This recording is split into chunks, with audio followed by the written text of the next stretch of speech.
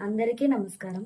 జాడ్యం హ్రీమతి గణ్యతే వ్రతశుచౌ దంభశుచౌ కైతవం శూరే నిర్ఘృణతా మునౌ విమతితా దైన్యం ప్రియాలాపిని తేజస్విన్యవలిప్తతా ముఖరతా వక్తవ్య శక్తి స్థిరే తత్కో నామ గుణో భవేత్ స గుణినాం యో దుర్జనైర్నాంకితః.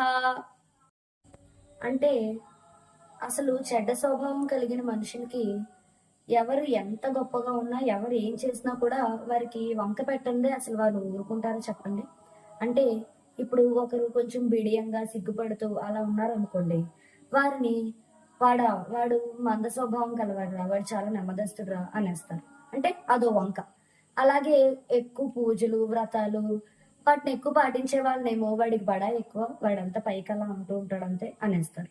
అలాగే కొంచెం సదాచార సంపన్నంగా ఉన్న వాళ్ళని ఆచారవంతులనేమో వాడంతా కపట నాటకం, వారిదంతా పైపైనే లోపలే ఉండదు అంటారు.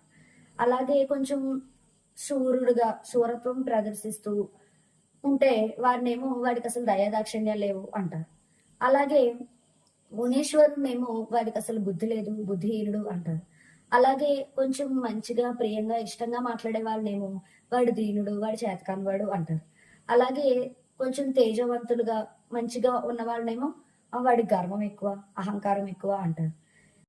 అలాగే ఏ విషయం గురించైనా కొంచెం పొంకంగా తెలివిగా మాట్లాడే వాళ్ళనేమో వాడు పొగరుబోతు అనేస్తారు.